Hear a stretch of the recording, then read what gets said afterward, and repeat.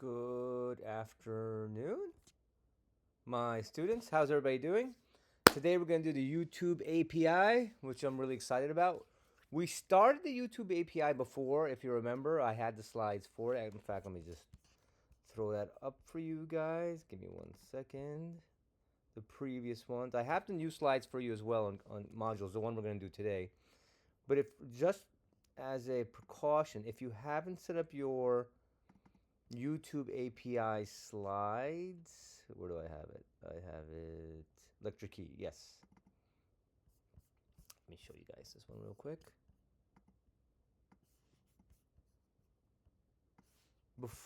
If you haven't done this part where we get the Google API, please go ahead, go through this process, go through the slides. I have I believe we did this in class. If you weren't in class when you did it, please go ahead and do it and get your YouTube API key, right? Once you have your YouTube API key, then come back to this video and the YouTube API slides, and then you can continue with it. For the rest of you guys, we're pretty much ready to go. If you remember from before, we got our API key, and we downloaded our API. We have the library we're going to use. We have our API key, and we're ready to rock. All right, so I'm going to come here. I have my essential code right here. Boom. Run process this line right here. Process my API key right there. And I'll go ahead and process this build function, which comes from, again, if you see, we imported it right here from our Google API. And I'll call the variable YouTube. Now, again, this is a variable name, guys. This could be anything you want. Call it Taylor Swift, call it Pat Mahomes, right? Whatever you want to name it. I called it YouTube. Maybe that's not a good name to have because it might get kind of confusing. But this YouTube object now, we built it. We're saying, hey, using your API key that we created through Google before, we're using this third version of the YouTube API. All right? And I really enjoy the YouTube API. I tend to use it a little bit more than other APIs because as of now, Google still gives us a lot of information. Twitter used to be pretty awesome before Musk bought it. Musk was pretty cool too before he bought Twitter. I mean, I think that thing just drove him mad over the hill, or like over the ledge or something. Like that guy just totally lost his mind after he bought it. But Twitter's API, when it was free, you wouldn't believe how much data we would have got from the free API. It was just awesome, right? Now it's locked down. Now if you want the same level of data from the Twitter API that we used to do for free, you got to pay like $200-something thousand a year, which is ludicrous. So the YouTube API is still pretty cool. So we're going to use the YouTube API. Now, from here, what I want you guys to do is we're going to call the search command on the YouTube object, right? This search command. I had you guys do this before in class just to make sure everything was working. All right. Now, the search command requires a list of parameters to run its search, right? Like, what do you want to search? Just like here, I have a YouTube account right here. In fact, I'm going to go ahead and run a search right here on it real quick. This is equivalent to basically the search we want to run over here. Obviously, there's more things we have to provide. But if I simply just go in here and say, I want, you know what? I want, let's go ahead. I think in my slides I say Lucid. So let's go ahead and stick with Lucid. LCID. I'm going to put the ticker in for the Lucid car company. By the way, notice I put instead of putting just LCID, I put the dollar before it, right? And the reason for this is a nifty little trick that some social media companies do. YouTube does it, Twitter does it as well. Blue Sky, another alternative to Twitter that I'm kind of trying to check out because that kind of has open API. But you put a dollar symbol before the ticker, and it focuses more on the tickers that people are talking about, the actual stock tickers versus the actual car. Like, I mean, if we simply just let's remove this and just put in LCID, right? You'll notice that they'll talk more about the car companies, right? Yeah, I mean, some of them are still showing up like the tickers and whatnot, right? Big squeeze, short squeeze, all this other stuff is talking about. But technically the semantics is you put a dollar before the LCID, and the cool tickers show up, right? And I think we should be getting, we're still getting roughly the other comments and whatnot about the videos. All right, Lucid's it's an interesting stock. It's a stock I am following because I ideally, just some of my other students that took me for BAP and ABI know that tech stocks, when they get close, right now Lucid is losing a lot of money year over year, quarter over quarter. But when these tech stocks, these innovative companies, when they get closer and closer to not losing money, not even making money, just not losing money, right? Those stocks are primed to explode, right? So, I mean, we're tracking it. We're seeing what's happening. So in this case, I want to search Lucid, right? And the idea here is I want to search, I mean, and just give you guys heads up, there's some research I've been kind of flirting with where I want to see if videos on stocks by certain channels, first, like overall, if there's a lot of channels or there's certain channels that focus on stocks, if the material from those videos kind of affect the price to some degree, right? Hypothetically, it probably shouldn't, but I'm just throwing it out there because in our day and age right now, the way the rumor mill works and social media and retail investors, I mean, it's just incredible how much some rumors really could possibly move stocks. Think of GameStop again, Wall Street bets, right? So does it really apply to YouTube video? So that's something I'm flirting with a little bit. But anyway, so I want to download the data, right? I want to download the data on the search for Lucid. And I want to apply a couple filters here. Let's go ahead and do relevance. I get is good. I also want upload date, right? So I want the recent information because this was loaded 3 days ago. Lucid CEO drops. Was this part of it? I think this is. Okay, I guess this too for some reason. Whatever. This video is up here too. Another one is Lucid CEO drops bombshell on Tesla, Porsche, and EV futures.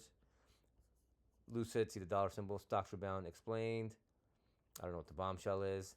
Why people are calling Lucid a short squeeze. Where's Lucid headed? Remember short squeeze, guys. Remember this term? My GameStop people, right? This is when a lot of companies are shorting, a lot of investment funds are shorting a stock, but there's too much short going on. So they're saying like, hey, maybe it's too shorted. It's interesting it's being shorted right now, by the way. 3 in a row, blah, blah, blah. So anyway, here's a bunch of videos, right? So here I come back to my code. So I have the search. I want to recreate that search. I want to give some parameters to that search command. And this is where I do .list parentheses. And within here, I'll put all my parameters that I want in the search. Usually we go horizontally, but just for a real estate space, I'll do it horizontally like this. Or I'm sorry, vertically. So first, which part do I want? I want the snippet of the code. The snippet, right? That's slang basically in the API and we can look in the API which different parts they basically allow. But what information do you want as you're searching YouTube video? There's certain information they give us, certain information they don't. All right, so give me the snippet. A comma. This Q part is basically what is it that you want to search? I want to search $Lucid. What type of search you're running? Right, we obviously want video. How do you want to order it? Remember I ordered it over here, guys, in my filter. Sort by. Right, by the way, see how the type is there? We want video. Do you want channel, playlist, movie? Sort by is over there. So kind of mimics what we have here in our parameters when we're searching in the first place, right? So there's the part is not here, obviously. The part is probably, that's strictly the API. But the type is over here. The sort by is over here. Right? Maybe we could add features as well if we wanted to. I can take a look at the API as well. So order here I want to do is date. And finally, the other parameter here is max results. This is a slight issue we have where we can only get maximum 50 rows at a time. And we can also play with this because what we could do is we could keep running the data and run it. But there's also certain tricks, certain APIs give us to get older data, right? Older data. And we could talk about that later if some people need to go back and get some older data, if the API allows it. Because sometimes they give us dates where we can say, okay, start searching from this date or that date, right? So we can kind of explore that a little bit later, guys. But here, just give me the most recent we got, max result, 50 results, and that's as large as gets. I'm going to go ahead and run this right here. And remember, when I run this, I have to put the result. It's going to run. I need to store the result somewhere. Store the results, I'll go ahead and store in a object called request. That's the way I did it in my slides. Let me go ahead and run this. And as you can see, it ran pretty fast, right? Not too bad. Pretty efficient. Now from here, I'm going to run, I have the request object, right? I set it up. Now, this basically, when I say I ran this line right here, this pretty much said we're setting up the request object. It didn't technically run, didn't technically go out and get the data yet. It just simply set up, hey, this is your request object. This is what you essentially want to do. You want to search YouTube for quote unquote snippets for the lucid stock, whatever this is. You want the video type, you want order and date, you want the maximum amount of results. All right. Now what's going to happen is when I run request.execute, this goes out and gets it. It's going to go out and get the results, and I need to keep the results somewhere. So I'll go ahead and put response right here. That's how I do it in the video. And I run this, and now you see there's a little bit of a delay. That ran. And even though that's still pretty fast. It's pretty fast. So I have response right here, and it ran. And you're going to notice that the response itself, right? If we come here to if I run type right here, let's see if under type it gives us. Right? Perfect. If you run type on response, for those of you guys that are using Jupyter and whatnot, it'll tell you if you see a DICT. That's a dictionary, right? Up here also, for those of you guys that are on Spider like I am, it clearly tells you, hey, response is a dictionary type. For my new programmers, a dictionary is a special kind of data container that we used to use back in the days. We don't really use it that much. Nevertheless, you still see like APIs still providing data as dictionaries. It's a cool object to use, right? But basically, a dictionary is basically, if you want to think about it, it's a way to store and retrieve information in computer programming using keys and values. All right, using keys and values. So, for example, I'm going to go ahead and create a dictionary for you guys so you guys can check it out yourself. All right, let's create a very simple dictionary. We will call, I think in the slides I named a person, but why not? I'll go with that. Person equals squiggly brace, right? And in this person, I'm going to use a name. I'll use the name. I'm going to use a key. I'm going to set up the key and value for every data I want this person dictionary to hold. All right, so for name, I will use, again, name right there will be the key, colon, the value associated with the key name, I will say is, let's say, oh God, I'm so bad with thinking of names. Let's use Batman. Done. In fact, let's just do superhero. Forget person. Let's crank this up a little bit, people. Superhero. So name, Batman. Power. His money. All right. City. Gotham's. All right. So my BAP students, you'll notice that this syntax kind of follows how we create pandas data frames, right? It kind of follows how we pandas data frames. And yeah, that is a similarity. Definitely, that is a similarity, right? So here, let me just give a little space between the commas so it's kind of easy to see for the new programmers. Boom, boom, a boom, right? So here, there is the association name, Batman, power, money, city, Gotham. Key, value. Key, value. Key, value. So I'm going to go ahead and process this line. And you'll notice now I have a superhero variable. That's a dictionary right here. Superhero dictionary. Superhero dictionary. All right. Now, how do we use this? What is the point of this? What is the point of using dictionaries? Well, the idea here is very simple, is that if I want to get a value from superhero, I simply just say, call the dictionary, right? and have my brackets. And instead of just putting, like before, remember 0, 1, 2, 3, 4, 5, as we work with lists and numpy arrays, right? I'm just going to put in my key and then get my value back. So if I put in the key for name right there, and then I process this, down here you saw it, you get Batman back. Or if I go ahead and put in power, I get money back.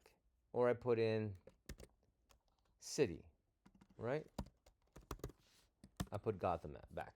So if you put in the key, it'll give you the value back. Remember, this is we used to use this before we had like pandas data frames and R data tables, all this stuff. So this is a cool way to store large amounts of information. And instead of having to remember, like if you have large amounts of information, we don't have to think about, okay, which position is this information in? I simply just provide the key and I get the information back, right? So if I had lots of superhero dictionaries, right? Lots of superhero dictionaries. I don't have to remember where I put the particular value in the positions. I simply just remember the keys I need and I get the answer back. So that's basically how dictionaries work and the logic behind it. This response object that we created, it's a dictionary. I mean, Google gives it to us as a dictionary, right? And from here now, we have to break down what is it we want, what is the important part, what do we essentially need, right? So at this point, if I go to, those of you on Spider, right? You go to response right here and double click it. It shows you the inside of response dictionary. Like it literally shows you, okay, this has 1, 2, 3, 4, 5, 6, 7. It basically has 7 different, 1, 3, yeah, 6, sorry, 6, can't count. It says 6 items in it, 6 keys and 6 values. One of the things you'll notice is a next page token. This is basically a trick on how we can basically go possibly searching for if we go down the line, other data items, right? It tells you the type of, the type, what's the value stored as, a string, a list, et cetera, et cetera. From here, right, we can clearly see which items of data it gives us off the bat, which data essentially we want. Here, if you look at items, in the response dictionary, you see that, look, one of the things it says is items. This is something we want. That has a lot of the information we're essentially looking for. Right? So if I come here and I grab items, so let me go ahead and do that with response. And I'll call this, I think I called it item dictionary or something. So I'll try to use the same the same variables from my slides. And again, I saw there was an items key, right? And I'll go ahead and grab it. So I processed items dictionary. And I mean, obviously I just knew it was a dictionary. So I come here and you can see I have items underscore dictionary and it's a type, it's a list. Is a list. Click on this, right? Click on items dictionary. Oh, okay. It's a bunch of stuff going on here. It's a list of items. It's a list of items. All right, no problem. In fact, it's a list of item of size, if I can show you, 50 items. Why 50 items? Max results. So basically, items has all the information we're looking for. Right? Items had all the information we're looking for. And it gave it to us as a list of objects. Now, if I simply take the first item in that list,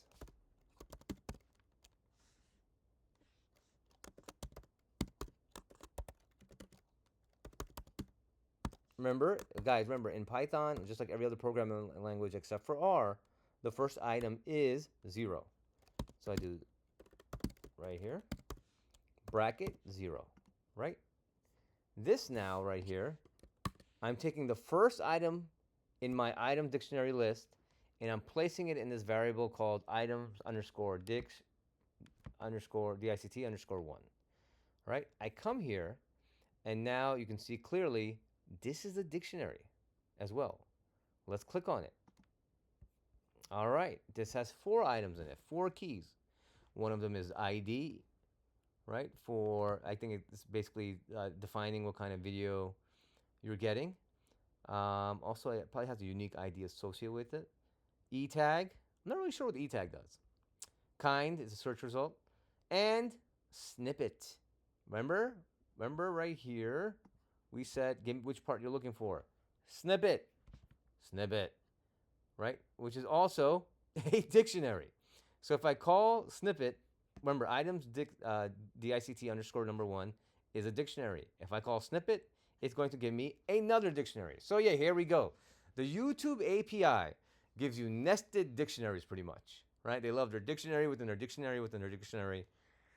And in the next lesson, you'll see how we use this basically to get the data. I mean, the next lesson after this, unless we're going to use those APIs and try to show you how we can actually build tables of data with this, right? But it's another dictionary. So let's go ahead and grab this. Remember, I want to call the key a snippet. So I'm going to go ahead and grab it. Oh God, I will call this, I think, what did I call it? I called them, look at my, if I, I'm trying, in my slide, I think I used the name snippet 1. All right, fine, deal. And I will come here, call my items underscore DICT underscore 1. I'll call the key I'm looking for, snippet, bam. I have snippet T, I snippet underscore, I'm sorry, I didn't want T underscore 1. Snippet underscore 1, people. Go ahead, run this, bam, right? I come here, my little window, variable window, look for snippet underscore 1, there we have it. I created both of them. It's a dictionary. Go ahead and click on it, and there you have it. Here now, channel ID, which channel it's from, this ID. If we want to go back and get other videos from that channel, I have the channel ID to do it now. Channel title is named Lucid. So let's go ahead and do this side by side if I can. Right here. And this,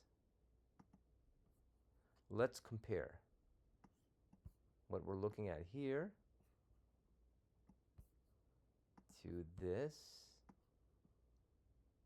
Let's give myself a little space. All right, perfect. All right, so the first thing we see is, check it out, by the way, they give you the dictionary for thumbnails. So we can go ahead and get the URL for thumbnails, which is pretty cool. Also, the publish time, when it was actually published, September 27th. All right. Live broadcast, no, etc., etc. Channel title, Lucid. All right. Channel title, Lucid. Channel title, Lucid. Channel ID, whatever that is. Let me go ahead and click on this, by the way.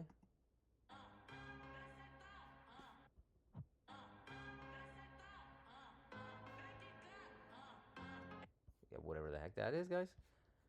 All right, description. There is no description. Yeah, clearly there's no description here. It's probably a bad one we picked. And that's pretty much it. And then it says the title. Check out the title. What is the title? Maaf space B Aja. All right. Let's go back. Let's choose another one. Let's choose this guy right here. Sure. There has been a flurry of electric vehicle headlines lately. Porsche postponing the launch of new all-electric models. Go back.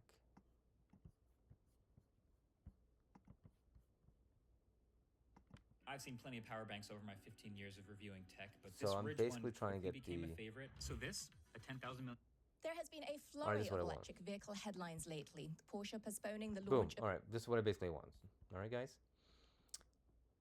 So this is a normal YouTube video instead of, I don't know what that video game thing was. So here, let's go back, and this is the, remember this, that was the first video we saw. Let's go ahead and grab the second video. All right. So let's just run this couple of this stuff again. We have the information we want. So last time I did 0 for the first one. Let me go ahead and grab the second ones. Copy.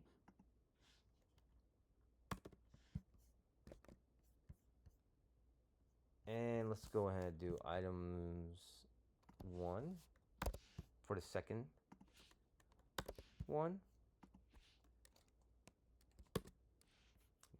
that. And I'll grab the snippet from the snippet 1 again. I'll store this in snippet 2. All right, and let's go ahead and click on snippet 2, which I have right there. Boom, let's move this over. Let's move that over. And now we can see, this might be kind of small for you guys if you're, depending on your screen you're looking at, but hopefully you guys can see this side by side as we are doing it. Now look, this is the second one, right? Channel ID. Again, channel ID is not, you can't clearly see here, but it's focused on this channel ID right here. Channel title, corporate talks. There you have it. Description. Now we have our description. Lucid Motors interim CEO Mark Winters, Hoff just went all blah blah blah. Lucid Motors interim CEO Mark Winters, Hoff just went all in blah blah blah. Right. So we have this. It's size of 123 characters. We have that. We have the description. We have when it's published with the thumbnails. Right, and again, the title's right there. Lucid CEO drops bombshell on Tesla, Porsche, and EV futures, etc., etc. That's what I'm talking about. All our information's right there. It's ready to rock, ready to roll with it. Right, and from here, we can grab the information. Now, I mean, I can explore the API. Can we go ahead and look at the comments? Can we explore the likes? That would actually be pretty interesting to see. I would actually want to also, what's interesting to me is how many comments were made. I would actually want to see how many comments were made, right? Maybe the comments themselves are not important, but maybe the number of comments would be important. So let's see here. Why can't I see the comments? Are there any comments? Maybe I have to log in. Comments. Where are the comments? Do.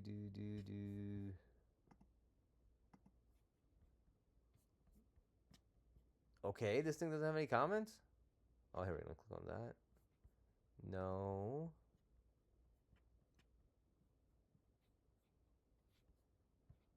No. Imagine bringing... I'm just looking for the comments, guys. Can you comment it? You know, it's funny. I can't comment on this. I think maybe I have to be logged in to do this. I'm not sure. But either way, what I want to know is I want to know how many likes or dislikes it has. If it has any comments, can I comment? Right? How many comments it has? Because that would be interesting as well. Also, I mean, could I get the comments? Right? That's another question I'd probably want to look in the API as well. Because could I look at the comments, see what people are saying? Is it real? Is it not? Because remember, a lot of these videos, how do we know these YouTube, a lot of these video channels aren't actually like people just trying to hype up the stock? That's a game. That's part of the game, right? People do definitely do that. Companies definitely do that. So, I mean, there's a lot of other information there. But for now, if you guys have access to the API, you're ready to rock. And from here, we can do the next step of the lesson, which we'll probably just do this in class tomorrow, where we actually mess around with the 3 APIs we already actually played with.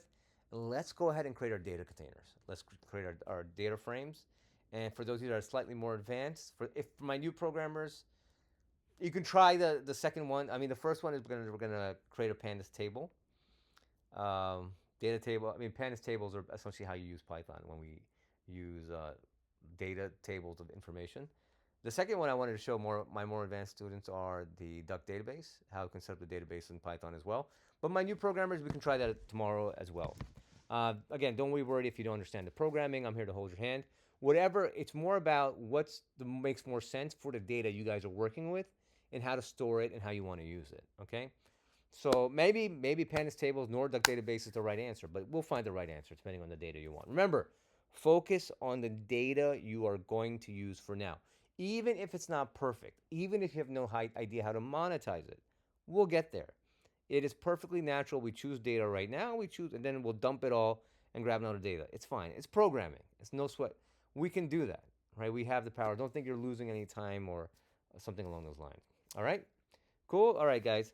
Have a good day. I'm going to end the video here. And in our next step, we're going to actually create now the data objects. All right, guys. Bye-bye.